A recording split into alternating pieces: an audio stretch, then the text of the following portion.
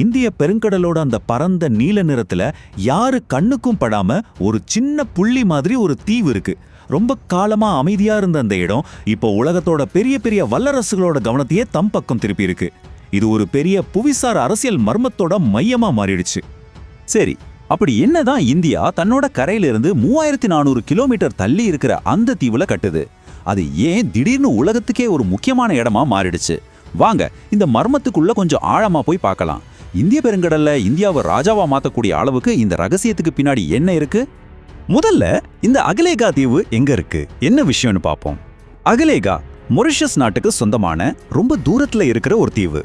பல வருஷமா எந்த ஆரவாரமும் இல்லாம இருந்த இந்த இடத்துல திடீர்னு அதிநவீன கட்டிடங்களும் வசதிகளும் முளைக்க ஆரம்பிச்சதுதான் இந்த மர்மத்தோட முதல் புள்ளி. அங்க என்ன நடக்குதுன்னு கொஞ்சம் பாருங்க. ஒரு புதுசா 3 கிலோமீட்டர் நீளத்துக்கு விமான ஓடுதளம், பெரிய பெரிய போர்க்கப்பல்கள் கூட வந்து நிக்கிற அளவுக்கு ஆழமான துறைமுகங்கள், ரொம்ப அட்வான்ஸ்டான கம்யூனிகேஷன் சென்டர்கள். இதெல்லாம் எதுக்கு? சாதாரண சுற்றுலாவுக்கு இதெல்லாம் தேவையே இல்லையே. இதுக்கு மேல இப்போ அங்க பறவைகளோட சத்தத்தை விட இந்திய கடற்படையோட கண்காணிப்பு விமானங்களோட சத்தம் தான் அதிகமா கேக்குதாம். இப்போதான் விஷயமே சுவாரஸ்யமாக போகுது. ஏன்னா இந்த திட்டத்தை பத்தி 2 வெவ்வேறு கதைகள் சொல்லப்படுது. அரசாங்கம் சொல்றது ஒண்ணு, ஆனா சேட்டலைட் போட்டோஸ் காட்டுறது வேற ஒண்ணு. ஒரு பக்கம் இந்தியாவும் மொரிஷியஸும் என்ன சொல்றாங்கன்னா, இது அங்க வாழ்ற வெறும் 300 மக்களோட வசதிக்காக செய்யப்படுற ஒரு உதவி திட்டம், ஒரு டெவலப்மெண்ட் ப்ராஜெக்ட்னு சொல்றாங்க. ஆனா இன்னொரு பக்கம் அல் ஜசீரா மாதிரியான மீடியா வெளியிட்ட சேட்டலைட் படங்களை பார்த்தா அங்க ராணுவ தரத்துல பெரிய பெரிய கட்டமைப்புகள் இருக்கிறது அப்பட்டமா தெரியுது. மொரிஷியஸ் அரசாங்கம் ரொம்ப உறுதியா சொல்லிட்டாங்க, அகலேகாவில் ராணுவ தளம் அமைக்கிற மாதிரி எந்த ஒப்பந்தமும் இல்ல, அந்த மாதிரி எந்த எண்ணமும் இல்லைன்னு தெளிவா சொல்லிட்டாங்க. இதுதான் அவங்களோட அதிகாரப்பூர்வமான நிலைப்பாடு. ஆனா அந்த மறுப்புக்கு நேர் எதிரா சேட்டலைட் போட்டோஸ் வேற ஒரு கதையை சொல்லுது. P-80I பொசைடன் மாதிரியான பெரிய உளவு விமானங்கள் இறங்குறதுக்கு ஏத்த ரன்வே, போர் விமானங்களை நிறுத்தி வைக்கிற அளவுக்கு பிரம்மாண்டமான கட்டிடங்கள், அப்புறம் உள்ளூர் மக்களே போக முடியாத அளவுக்கு தடை செய்யப்பட்ட பகுதிகள், இதெல்லாம் அங்க இருக்கிறதுக்கு ஆதாரம் இருக்கு. இந்த மர்மம் இன்னும் அதிகமாகுது. ஏன்னா இந்த ஒப்பந்தத்தை வெளியில காட்ட சொன்னதுக்கு மொரிஷியஸ் பிரதமர் முடியாதுன்னு சொல்லிட்டாரு. காரணம் கேட்டா இந்தியா கேட்டுக்கிட்டதால இதுல மிகவும் ரகசியமானது அப்படின்ட்டு ஒரு விதி இருக்காம்.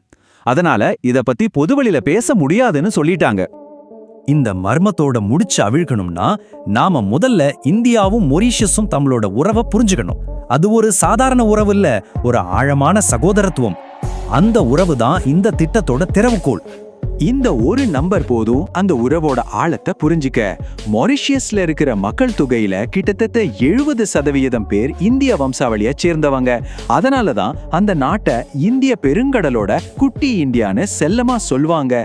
இந்த கலாச்சார இணைப்பு தான் 2 நாட்டுக்கும் நடுவுல இருக்கிற அந்த அசைக்க முடியாத நம்பிக்கைக்கு அடித்தளம். இந்த உறவு நேத்து இன்னைக்கு ஆரம்பிச்சது இல்ல. 19ஆம் நூற்றாண்டுல கரும்பு தோட்டத்துல வேலை செய்ய போன இந்தியர்கள்ல ஆரம்பிச்சு 1983ல ஒரு பெரிய அரசியல் சதியிலிருந்து இந்திய ராணுவம் அவங்கள காப்பாத்தின ஆபரேஷன் லால்டோரா வரைக்கும் பல வரலாற்று சம்பவங்கள் இந்த நம்பிக்கையை வளர்த்திருக்கு.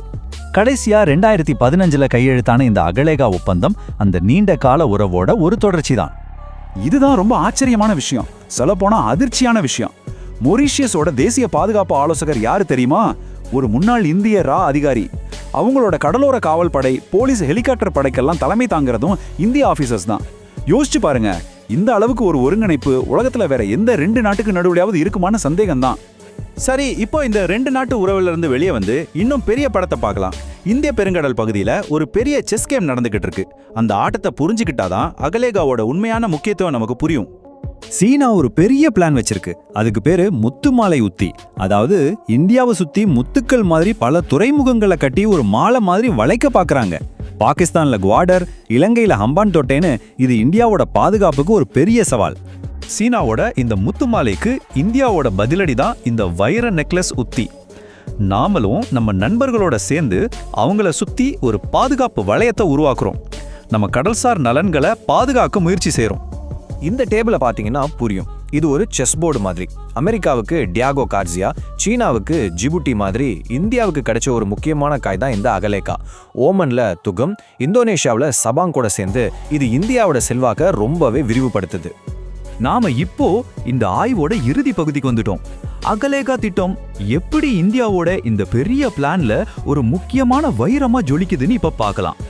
சிம்பிளா சொல்லணும்னா 4 பெரிய அட்வான்டேஜ்.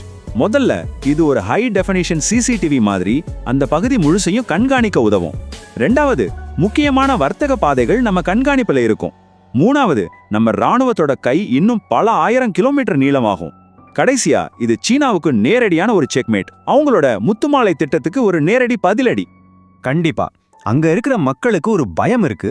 முன்னாடி டியாகோ கார்சியாவில இருந்து மக்களை வலுக்கட்டாயமா வெளியேத்தின மாதிரி நம்மளையும் வெளியேத்திடுவாங்களோன்னு. ஆனா இந்தியாவோட வரலாறு அப்படி இல்ல. நாம மத்தவங்களோட இடத்த ஆக்கிரமிச்சதா சரித்திரமே இல்ல. இந்த ஒரு நம்பிக்கை தான் மொரீஷஸ இந்தியா பக்கம் உறுதியா நிக்க வைக்குது. எல்லா சர்ச்சைகளுக்கும் மத்தியில இந்த திட்டம் 2024ல வெற்றிகரமா முடிக்கப்பட்டு 2 நாட்டு பிரதமர்களால திறந்து வைக்கப்பட்டது. இப்போ அகலேகா உலக வரைபடத்துல ஒரு சாதாரண தீவு இல்ல, ஒரு முக்கியமான கேம் சேஞ்சர். அப்போ கடைசியா நம்ம மனசுல ஏட கேள்வி இதுதான். இந்த மாறிட்டே இருக்கிற உலக அரசியல்ல அகலேகா திட்டங்கிறது 2 நாடுகள் எப்படி நட்பு பாராட்டணுங்கிறதுக்கு ஒரு உதாரணமா? இல்ல உலக அரங்கத்துல நானும் ஒரு பெரிய சக்தின்னு இந்தியா மார்தட்டுறதோட அடையாளமா? இது நாம எல்லாரும் யோசிக்க வேண்டிய ஒரு விஷயம்.